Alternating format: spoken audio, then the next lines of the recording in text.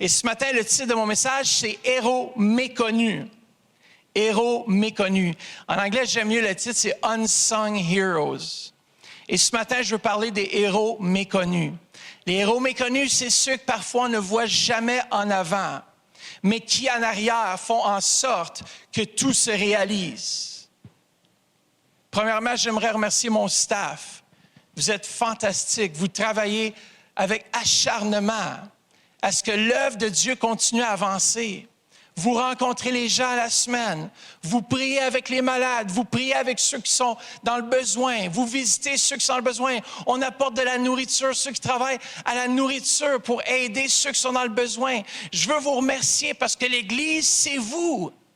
C'est vous. Vous êtes les mains de Dieu. Vous êtes ceux qui ont décidé, ils ont pris la décision de dire, je veux faire quelque chose pour le Seigneur.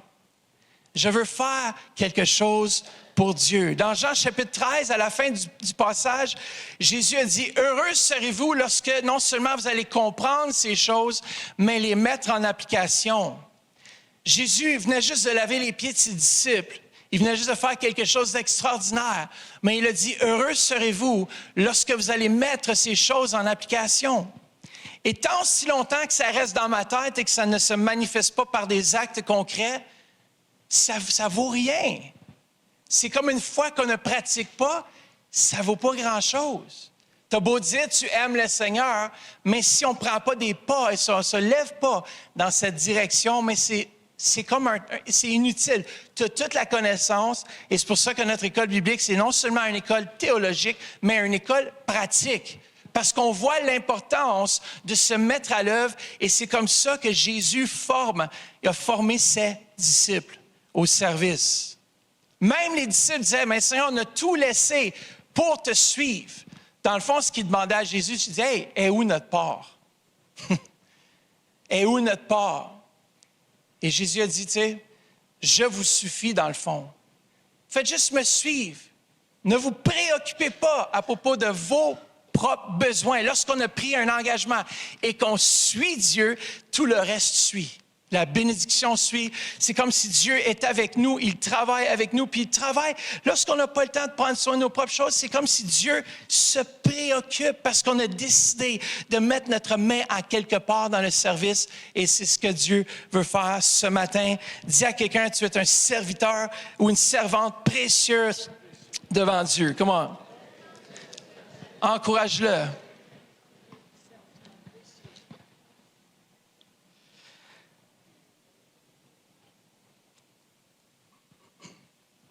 Un gros merci aussi à ceux qui ont enseigné la série « Pourquoi aller à l'Église ».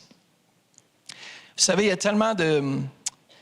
dernièrement, j'en parlais, je pense, avec mon épouse, mais les gens ont de la peine à se réengager depuis la pandémie, ont de la peine à vraiment prendre cet engagement envers l'Église de Jésus-Christ. Vous savez, ce n'est pas mon Église. Et lorsque les disent, c'est l'Église du pasteur Matt, non. Ce n'est pas mon Église, c'est la sienne. Quand tout va bien, c'est la mienne, puis quand tout va mal, c'est la sienne, right? C'est ça.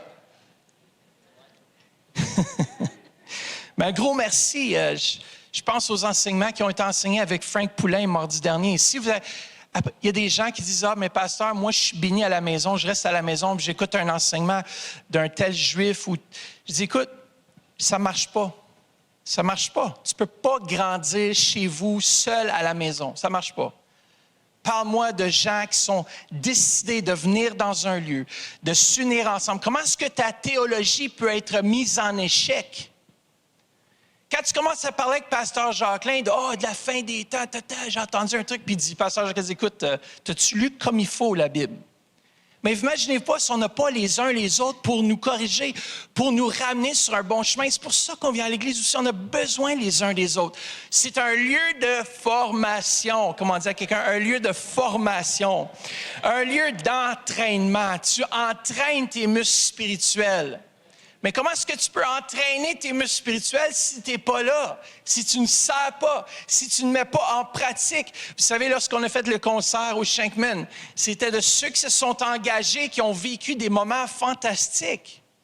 Ceux qui décident de s'engager, On vit des moments spéciaux de connexion les uns avec les autres et on apprend les uns des autres. On apprend à grandir. Même quand on se frustre, on apprend à grandir.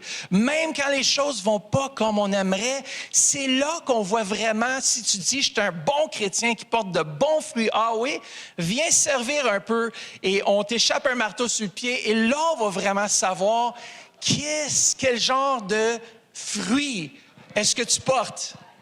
C'est facile, moi, d'aller à la maison et dire, je suis un gars j'ai tellement de joie, je suis tellement bon avec les autres, mais c'est facile, je suis tout seul à la maison. Je peux jamais me prendre avec le prédicateur, je suis tout seul dans mon salon. Je peux jamais me prendre avec mon frère ou ma soeur parce que je suis pas là avec eux. Il y a des gens comme ça qui nous travaillent ça, puis c'est pour ça qu'on vient ensemble. Je veux juste encourager, le week-end prochain, on a un week-end de guérison divine. Si vous connaissez des malades, l'apôtre Jean va être ici le 30 et le 31 et il va apporter un message. On fait un service le samedi soir. Alors, on va commencer tranquillement ici et là à faire 2 services pour voir le répondant de l'Assemblée. Mais vous pouvez venir, il y a le choix de venir aux 2. Soit vous pouvez venir aux 2 ou venir à un des services le 30 à 18h30 samedi prochain ou dimanche prochain à 10h. On a aussi la prière qui est ouverte à tous vendredi le 29. On vous encourage à être là. Si vous connaissez des gens qui ont besoin d'être guéris, c'est le temps de venir. Moi, si je serais malade, là, je serais là à toutes les réunions. Je serais là à la soirée de prière parce qu'on va diriger la prière vers la guérison divine. Si vous êtes malade, vous faites les 2 services jusqu'à temps qu'on ne voit pas une percée dans votre santé. Vous dites, je continue, je fonce. Oui, peut-être ça fait des années que tu traînes ce que tu traînes, mais peut-être que le seul service, peut-être que tu devais être là, tu n'étais pas là, tu as peut-être loupé la guérison. C'est pour ça que je vous encourage. Venez le samedi, le 30, et aussi on a un service le 31, bien sûr, dimanche le 31, mais à 18h30 le samedi soir prochain. Et si vous connaissez des malades, c'est le temps de les apporter. L'apôtre Jean voit des miracles vraiment phénoménaux. Le fer qui disparaît des corps. Et si vous avez du fer dans votre corps, mais apportez votre corps comme ça, on peut faire fondre le fer. Moi, j'en ai dans mon genou. Mais j'espère que, je ne sais pas, je n'ai jamais fait te rechecker, mais mon père a prié afin que ça disparaisse. Tu pries juste que la guérison soit bien faite avant que le fer disparaisse, non? Mais ce que Dieu fait, il le fait avec excellence. Alors, si le fer disparaît, c'est que là, les gens vont avoir peur de venir. Je ne veux pas que mon fer, le fer disparaisse si je pourrais être... Amen. Dieu sait ce qu'il fait avec nous. Si le fer disparaît, c'est miraculeux. Amen. J'aime beaucoup ce passage de l'apôtre Paul qui fut appelé au service. Et je voulais juste choisir ce verset-là. Ce n'est pas notre verset clé. On arrive dans notre verset clé bientôt dans Actes 26, 16. La première partie du passage. Regardez ce que ça dit. « Mais lève-toi !» Et ici, c'est Jésus qui rencontre l'apôtre Paul sur la route de Damas lors de son appel. Mais lève-toi, j'aime ça, toute la combinaison de mots ce matin. Tiens-toi debout. Voici pourquoi je te suis apparu. C'est pourquoi t'engager à mon service. Lorsque Dieu nous appelle, il nous appelle non seulement à être sauvés, mais à le servir. C'est facile de dire, Seigneur, je te fais le sauveur de ma vie, mais lorsqu'on le fait le Seigneur de notre vie, c'est qu'on se soumet à lui, coûte que coûte. On décide d'être obéissant à la parole de Dieu. On décide, écoutez-moi, c'est une décision, de soumettre notre vie aux Écritures. Et c'est ça un disciple, c'est ça quelqu'un qui grandit.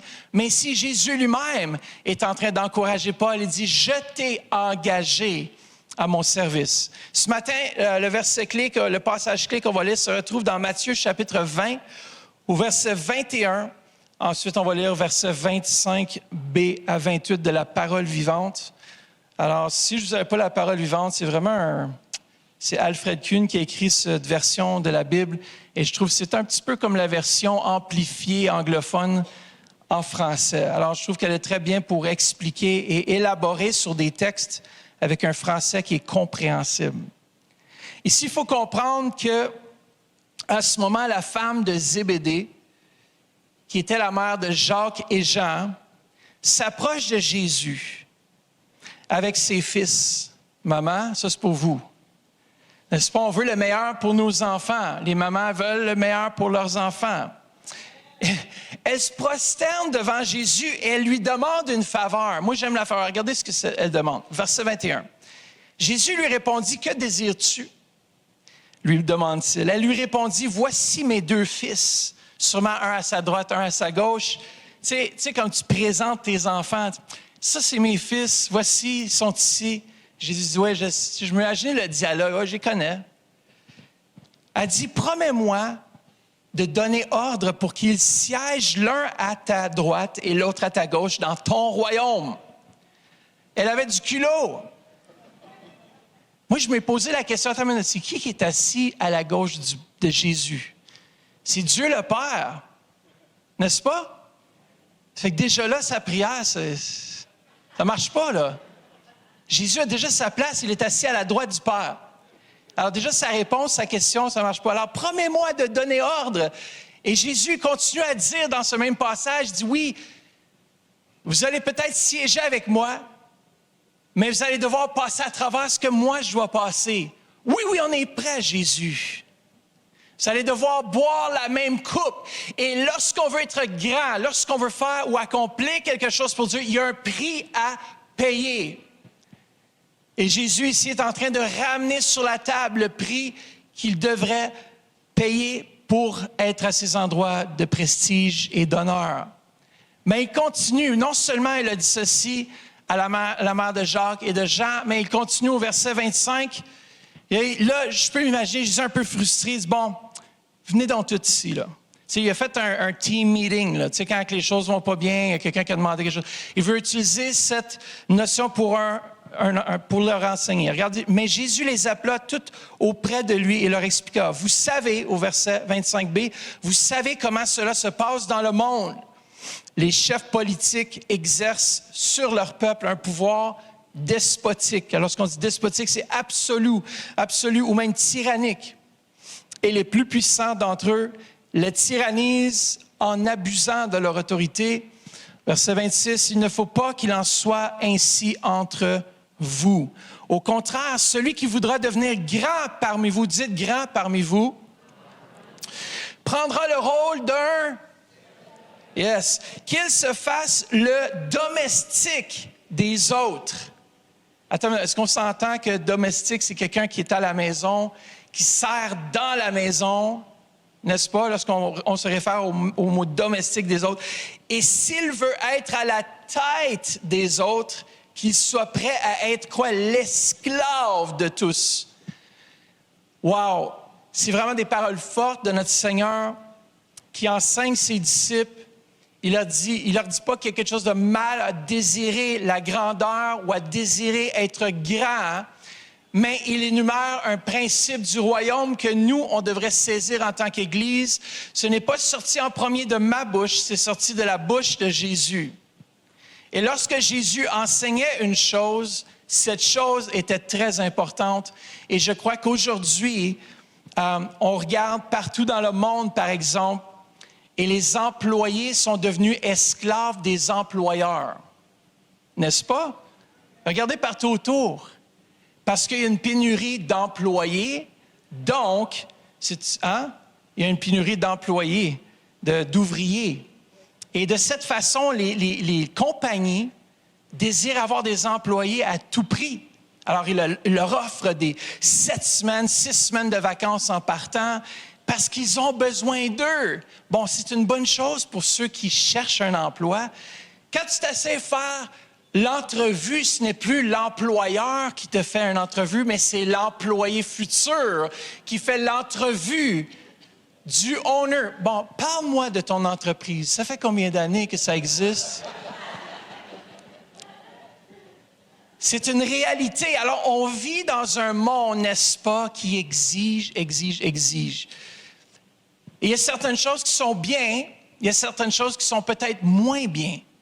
C'est que lorsqu'on s'approche du royaume de Dieu, lorsqu'on vient dans sa maison, on ne vient pas pour nous exiger quelque chose, mais on vient pour servir et servir notre prochain. Et je crois que si on saisit le « et » ici au verset 27, c'est pas un rajout, c'est un emphase plus profond. Il dit, celui qui veut servir, celui qui veut être grand doit servir ou prendre le rôle d'un serviteur. Et en continuant, il dit, celui qui veut être à la tête, c'est plus profond, doit devenir l'esclave de tous. Qui désire être responsable de beaucoup de choses? Là, il n'y a personne qui va lever la main. Qui désire être grand? Vous savez, indirectement, on cherche toute l'approbation. On cherche tout un moyen aussi d'être valorisé, un moyen d'être là. Et souvent, qu'est-ce qui arrive? C'est qu'on ne cherche pas la valorisation de la bonne façon. On vient ici, parfois, on peut avoir notre propre agenda. Moi, je veux servir l'équipe de louange parce que je veux qu'on me voie pour que je puisse développer mon ministère. Et souvent, il y a des gens qui font ça.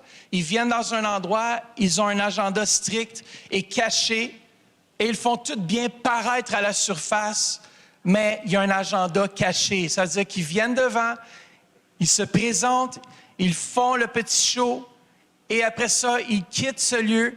Et puis après ça, ils vont sur les réseaux sociaux, puis toute la semaine, c'est bou, bou, bou, bou, bou, bou, bou. Pourquoi ils cherchent la valorisation? Tu vois, il y a plus de vidéos d'eux qui chantent sur ça. C'est juste un exemple, hein? Ça arrivera jamais ici à l'Église de Centre. Mais tu vois comme 50 vidéos d'eux dans différents angles, le même chant, à chaque jour. Tu dis, OK, Joshua, il doit y avoir quelque chose. Cette personne-là a besoin de comprendre l'humilité, le service, d'être prêt à venir ici la semaine avec Alexandre, placer les fils. Moi, je m'attends à ce que tous les musiciens, tous les chantres soient prêts à s'abaisser et à dire qu'est-ce qu'on a de besoin pour arriver ensemble à un but. Si on avait plus de serviteurs et de servantes dans la maison de Dieu, on grandirait de façon exponentielle. Et pas en nombre, mais en qualité. Ça veut dire que les vies seraient transformées. Les vies seraient changées. Pourquoi? C'est au service de l'Éternel qu'on est transformé. C'est au service de l'Éternel qu'on est changé. Et Jésus, lorsqu'il parle de service, il y a deux termes qui sont utilisés dans le grec. Le premier, c'est diakonos, qui est un service volontaire. Et le deuxième, c'est doulos, l'obligation de le servir. Attends une minute, je ne comprends plus. On doit le servir d'une façon volontaire, mais en même temps de façon obligatoire. Ça fait mal, même si ça fait mal. Jésus a tellement fait pour nous, frères et sœurs. Il a décidé, selon Éphésiens, de laisser sa royauté, de tout laisser derrière, de laisser son rang, de poser son manteau au ciel, de dire, Père, je vais aller mourir pour ces hommes. Je vais laisser ma couronne, je vais laisser tout ce qui m'est cher, je les mets là, Papa, au pied du trône. Et je m'abaisse pour un temps pour aller servir l'humanité, pour aller leur montrer c'est quoi l'amour. Et Jésus nous a servis. Jésus a servi les disciples. Il s'est sacrifié. Il nous a montré la voie par excellence. Peu importe ce que tu as vécu dans le service. Il y a peut-être vous avez vécu de l'abus, peut-être que vous avez vécu toutes sortes de choses, mais faites confiance à Dieu. Faites confiance que Dieu voit toutes choses. Dieu voit vos cœurs. Il voit que vous n'avez pas d'agenda caché. Et si vous en avez une, mais faites attention. Alors, le mot diakonos, au 1er siècle, désignait une personne qui servait de façon volontaire les autres. Et Jésus a déclaré que pour être grand, il faut servir. Ensuite, celui qui désire être le premier dans le royaume doit se faire esclave. Jésus emploie le mot doulos et il fait référence à une personne en situation de servitude, et j'aime ça ici, qui avait perdu tous ses droits. Attends une minute. Alors, je viens à l'Église, je sers Dieu de façon volontaire. D'ailleurs, on aime moins le mot bénévole parce qu'on sent que ça ne s'aligne pas avec ce dont on croit. On croit qu'un serviteur, on est des serviteurs et non seulement juste des bénévoles. Tu peux être bénévole à ton travail pour une cause, mais lorsqu'on vient à l'Église, on devient serviteur de Jésus-Christ.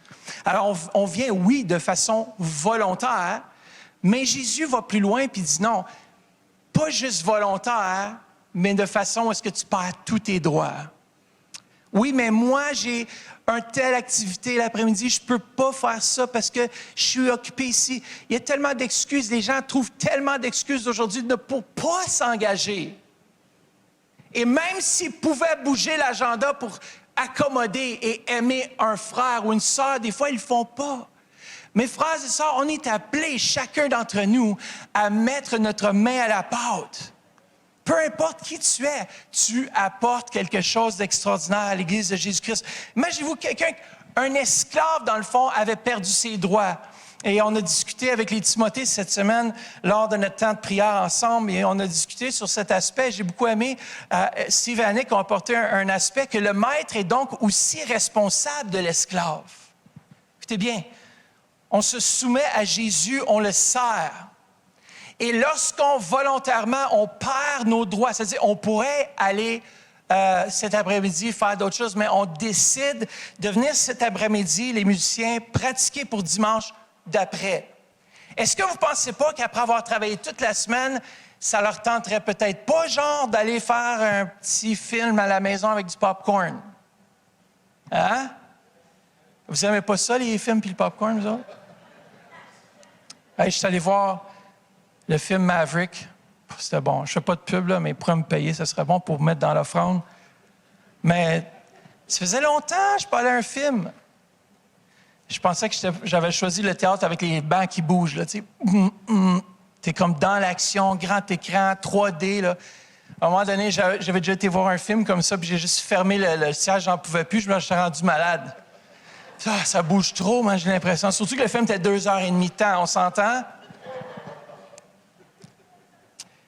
Mais j'aime beaucoup cet aspect que lorsqu'on se donne et qu'on cède nos droits, c'est-à-dire on aurait le choix de faire une chose, mais on décide de volontairement céder ce droit pour accorder le droit à Jésus, c'est-à-dire pour accorder mon temps, mon énergie, ma passion au service de la maison de Dieu. Mais le maître de la moisson qui est Jésus-Christ de Nazareth. Et lorsqu'on cède nos droits à Jésus, lui sait bien prendre soin de ses serviteurs et de ses servantes. Écoutez-moi bien, j'ai toujours servi la maison de Dieu, même avant d'être rémunéré. J'ai seulement commencé à être rémunéré en 2015, environ 2016. J'ai servi de façon volontaire, de façon douloureuse, de façon où est-ce que j'ai donné ma vie. J'ai servi la maison de Dieu, même pas pour une rémunération. Parce que je disais, Seigneur, si l'Église ne peut pas me rémunérer pour le travail que je fais, toi, tu vas me rémunérer. C'est-à-dire que Dieu, lorsqu'on travaille pour Dieu et non pour l'homme, on n'est jamais déçu. Parce que Dieu met en réserve tout cet or. Lui paye bien. Peut-être que l'Église ne va pas te payer, mais Dieu paye en dividende éternel. C'est-à-dire que le poids de gloire qui va venir lorsque tu vas te présenter. Qu'est-ce qu'il dit Jésus lorsque tu rentres au ciel? Rentre bon et quoi, fidèle? Serviteur. Vous êtes serviteur de l'Éternel. L'êtes-vous? Est-ce que vous avez cédé vos droits? Lorsque c'est beaucoup plus tentant, je peux vous garantir, Joshua, tu pourrais venir témoigner que lorsqu'on a fait tellement de pratiques avant le concert, puis toute l'équipe, pas juste Joshua, on a fait tellement de concerts. Alexandre au son. Peux-tu donner l'applaudissement à Alex au son? J'ai jamais vu un gars avec un cœur de serviteur prêt à donner son manteau. D'ailleurs, tu as un beau T-shirt aujourd'hui, j'aimerais peut-être... Mais prêt à servir. Et aussi, Jean Lamarche est un serviteur incroyable qui a bâti cette maison. Annie, des fois, vous ne vous rendez pas compte, des fois, on n'est pas toujours en top shape en avant. Des fois, on peut avoir Annie qui avait des grosses douleurs de dos au concert. prenait des aspirines, ça paraissait même pas. Elle avait pris cet engagement. Elle aurait pu dire, Pasteur Matt, ça ne me tente pas. Puis on aurait peut-être même dit, c'est correct, je comprends, t'as mal, on ne peut pas. Mais elle avait volontairement cédé les droits sur sa propre personne. Puis elle a dit, Dieu, je veux te glorifier. Dieu, je veux te servir. Et toi, tu prends soin de moi. Et c'est cette attitude qu'on devrait développer ensemble pour le royaume de Dieu. Est-ce qu'on désire voir les âmes venir au Seigneur? Moi, je désire que ce lieu soit rempli d'inconvertis, que ce lieu se déborde de gens, mais ça va prendre des serviteurs et des servantes, des gens qui ont dit oui à Dieu et parfois dire non à soi-même. On voit dans la parole de Dieu, dans le Nouveau et dans l'Ancien Testament, certains se sont même attribués le titre de serviteur, quand même fort. On a Abraham, Joseph. Mais regardez où ils ont fini. Des serviteurs. Moïse, Josué, Néhémie, David, Daniel, Jésus, Paul, Pierre. C'est toutes des gens dans la parole de Dieu qui ont dit, nous sommes serviteurs. Nous sommes ici pour vous servir. Je trouve ça tellement beau. Lorsque j'invite un orateur, des fois, il y a des orateurs, on s'entend, Enoch, c'est comme, c'est moi qui monte maintenant, tout le monde se tait. Puis il y a d'autres orateurs qui viennent ici avec une attitude de service. Pasteur, tout ce que tu as besoin, je suis à ton service pour le week-end. Ça, en tant que pasteur, c'est le fun d'entendre. C'est des gens qui ont appris à être malléables. C'est des gens qui ont saisi le principe du service et de donner leur vie. Est-ce que vous êtes encore avec moi ce matin? Si ça vous parle, vous pouvez peut-être dire « ouch », sinon dites « amen ». Ah, j'ai entendu quelques « ouch », c'est bon ça. La première chose que je retiens dans cette histoire, et on va terminer bientôt, c'est le désir d'être grand. Le désir d'être grand. Beaucoup veulent être grands. Regardez, aujourd'hui, je regardais sur les réseaux sociaux, j'ai fait quelques recherches là-dessus, et c'est incroyable ce que ça fait à ton cerveau, la dopamine qui est relâchée lorsque tu vois tous les likes. Il y a des gens qui vivent que pour ça. Moi, je dois presque déléguer la responsabilité de mes réseaux sociaux parce que j'ai décidé presque de... Tu sais quoi? J'aimerais ça vivre à l'époque de Paul et Pierre. Tu ne peux pas envoyer un SMS là, à Paul s'il est en retard, savoir qu'est-ce qui se passe. Il ne peut pas... Des fois, il y avait les pigeons voyageurs, mais on s'entend qu'on ne pouvait pas vraiment saisir. Mais il y avait... Aujourd'hui, tout le monde veut être grand, tout le monde veut être influent, tout le monde veut avoir de l'autorité, tout le monde, mais ils ne sont pas prêts à servir. Ils veulent qu'on leur donne l'autorité et la position sur un plateau d'argent, sinon ils quittent l'Église. Moi, les gens que je vois et que je spot dans l'Assemblée qui vont être utiles entre les mains de Dieu premièrement et utiles à l'œuvre ici, c'est les serviteurs. C'est ceux qui disent, Pasteur, qu'est-ce que tu as besoin? Pas, il y a des gens qui arrivent ici à l'Église et disent, moi, là, je suis capable de prêcher. Soit, mais toi, tu es capable de prêcher, mais tu vas commencer par le service. Les toilettes, c'est ça. Ça, c'est le premier stage. Le premier stage se trouve, là. Qu'est-ce que tu fais quand tu as les mains dans la cuvette?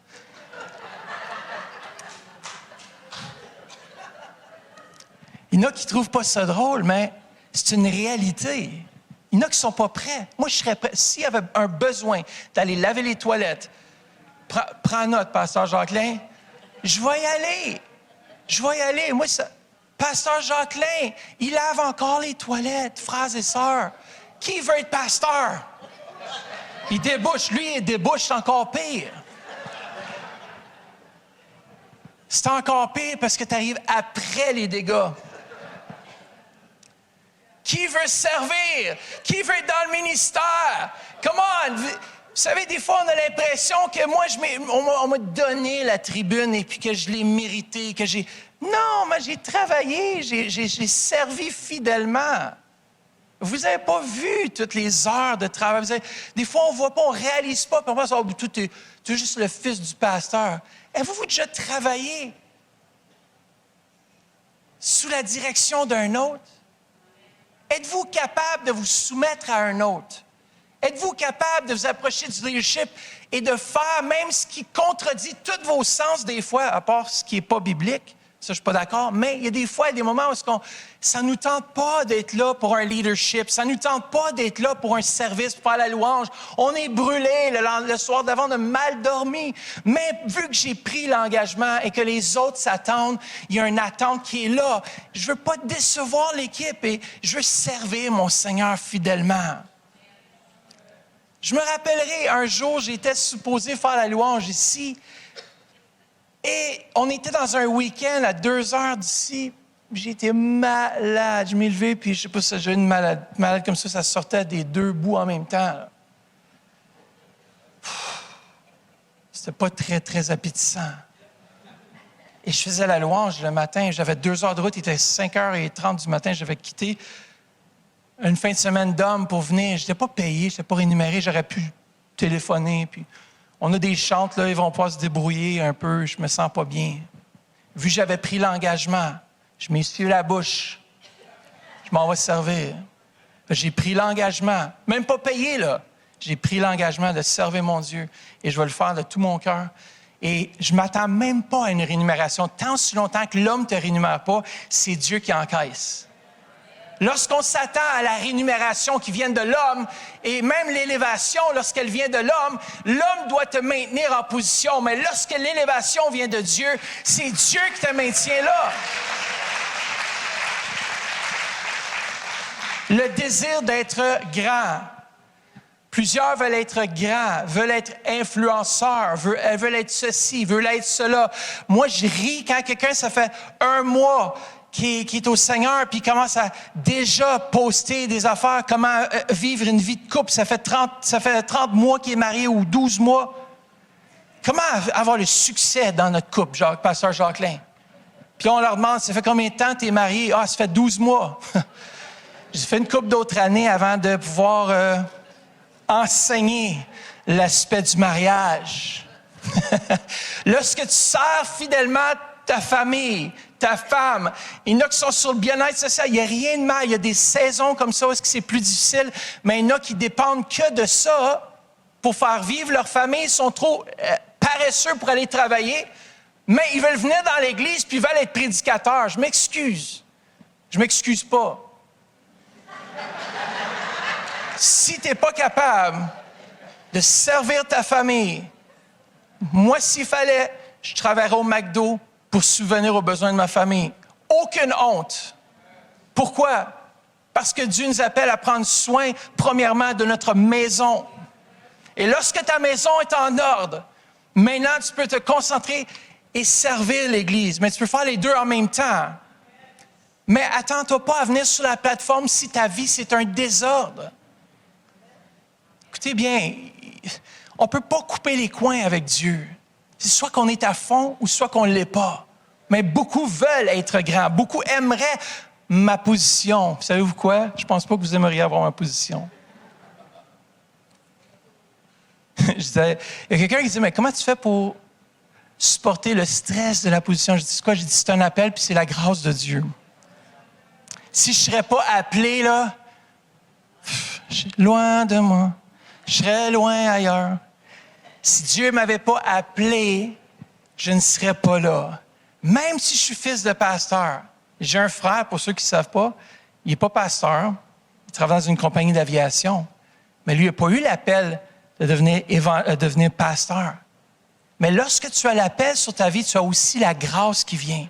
Lorsqu'on n'a pas la grâce, on force notre chemin pour se faire un chemin pour devenir grand. Et lorsque toi-même, tu forces les portes pour ouvrir les portes du succès et que tu le fais en dehors de ce que Dieu demande de toi, c'est d'être un serviteur, de servir, de te mettre à genoux et de laver les pieds de ceux qui t'entourent.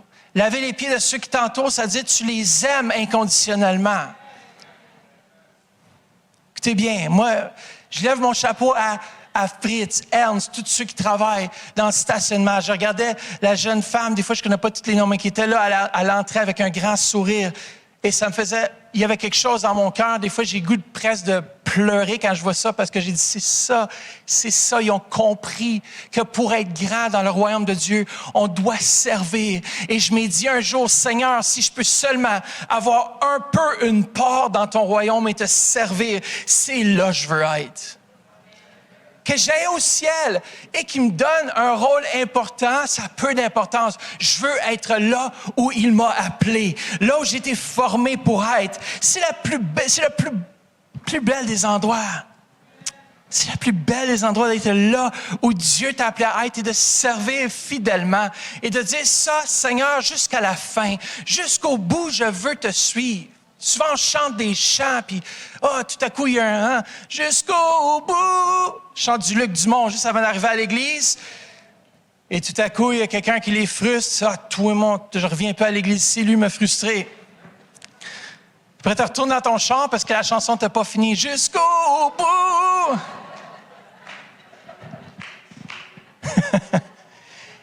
Est-ce que réellement, tu es prêt à payer le prix? Est-ce que tu désires suivre le Seigneur coûte que coûte? Luc 14, 8 à 11 nous dit ceci. J'aime beaucoup ce passage et c'est ce que Jésus dit à des invités qui prenaient les premières places ou les places d'honneur. Ça veut dire qu'ils sont entrés dans un mariage et ils ont décidé par eux-mêmes de prendre une place d'honneur.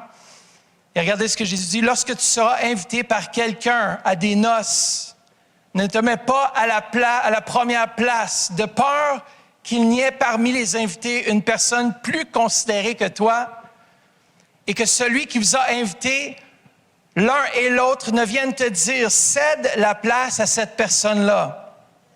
Tu auras alors la honte d'aller occuper la dernière place. Mais lorsque tu seras invité, va te mettre à la dernière place, afin que quand celui qui t'a invité viendra, il te dise, mon ami, monte plus haut. Alors cela te fera honneur devant tous ceux qui seront à table avec toi, car quiconque s'élève sera abaissé, et quiconque s'abaisse sera quoi? Élevé. Je vais vous dire une chose, et je crois, je le ferai jamais, je n'ai jamais demandé de prêcher ailleurs, jamais, une fois.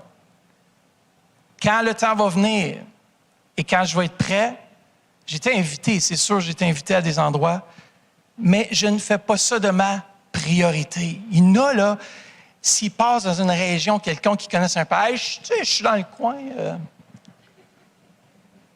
sais pas si vous comprenez ce que je veux dire, là.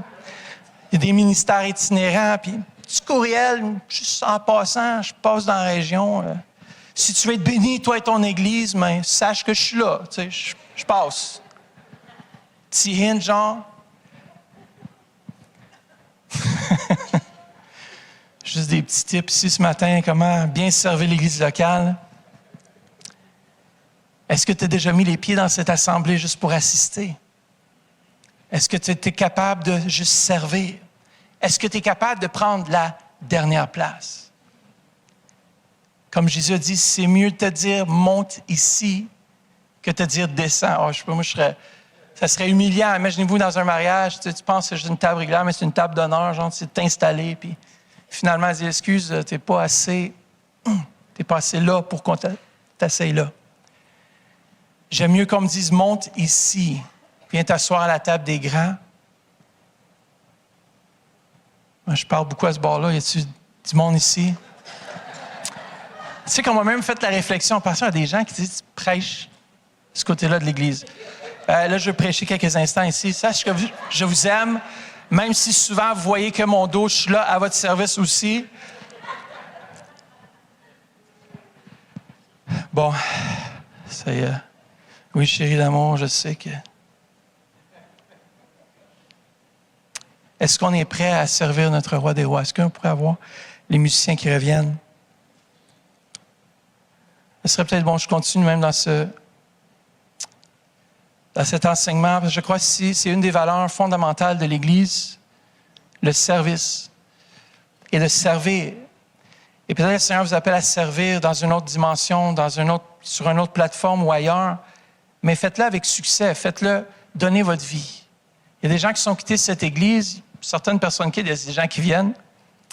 Et moi, c'est ce que je leur ai dit, je t'aime, la porte est ouverte, tu es bienvenu à revenir à n'importe quel temps, mais trouve-toi une église où ce que tu peux te soumettre, numéro 1, et deuxièmement, tu peux servir. Troisièmement, que tu puisses donner ta dîme, tes offrandes, puisque ton pasteur en a besoin. Sinon, il tourne la nuit puis dort moins bien. Soyons fidèles avec ce que Dieu met entre nos mains. Soyons de ceux qui font fructifier ce que Dieu a mis dans nos mains. Chacun d'entre vous, vous avez été fidèle à un certain, je pense à la ministre Denise Deschamps, fidèle dans sa mission là-bas au Mexique. C'est fantastique de voir une dame de son âge qui ose se déplacer. Non, mais qui ose se déplacer au Mexique. On s'entend-tu que... Tout cela pour répondre à l'appel, pour continuer à répondre à l'appel. Vous savez, Tijuana, Mexique, c'est pas un endroit qui est très, très sécuritaire jusqu'à un certain degré. Si tu connais pas personne, je pense pas que j'irais me promener là-bas. Mais elle a décidé d'offrir et de mettre sa vie sur l'autel et de servir les enfants. Parce qu'indirectement, en les servant, puis en donnant sa vie pour ça, elle sert Jésus de Nazareth. Frères et sœurs, il n'y a rien de plus beau. Mon père me dit toujours, Matt, ça c'était père et fils, il n'y a rien de plus beau que de servir le Seigneur. Yes. Il n'y a rien de plus beau, et je vous redis les mêmes paroles, que de mettre nos mains au service de l'Éternel. Même si vous êtes un professionnel, même si vous travaillez en dehors de l'Église, vous avez travaillé beaucoup d'heures, le peu que vous avez à donner, faites-le. On a besoin de vous, on a besoin des gens dans le stationnement. Il fallait visiter le site églisecentre.com sous ministère, je m'implique. On va recevoir plein d'applications. C'est ça, on veut se servir de vous et Dieu veut se servir de vous aussi. Kairos ont besoin d'assistance. Si vous êtes bon dans la traduction, vous êtes bon dans les langues, pourquoi pas travailler avec Pasteur Laurence et Lucie pour l'avancement de l'école? Pourquoi pas? On a besoin de vous. Imaginez-vous que, à cause de votre traduction d'un document, une personne qui est en train d'étudier la Bible à Kairos et qui tombe sur ce passage que toi te traduis, est touché, sa vie est transformée, il est propulsé dans sa destinée et des milliers viennent à connaître Christ à cause de ta fidélité dans les petites choses. On ne sait jamais ce que notre travail va rapporter. Moi, les gens qui sont rentrés dans l'Église, ils n'étaient même pas impressionnés par le message. Je dis, bon, mais merci. Ils n'étaient pas impressionnés non plus par le service nécessairement. Ils étaient impressionnés par les planchers. Moi, là, quand je suis rentré ici, là, c'est les planchers. Là, je capotais, genre. Tu peux voir ta réflexion dans le plancher.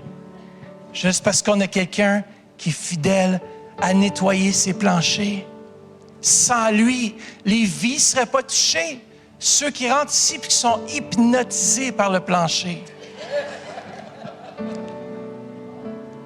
Et voient Jésus, lorsqu'ils se regardent, ils se voient la réflexion, ils disent « Ah, Jésus, ah non, c'est moi. » C'est bien, merci Seigneur Jésus.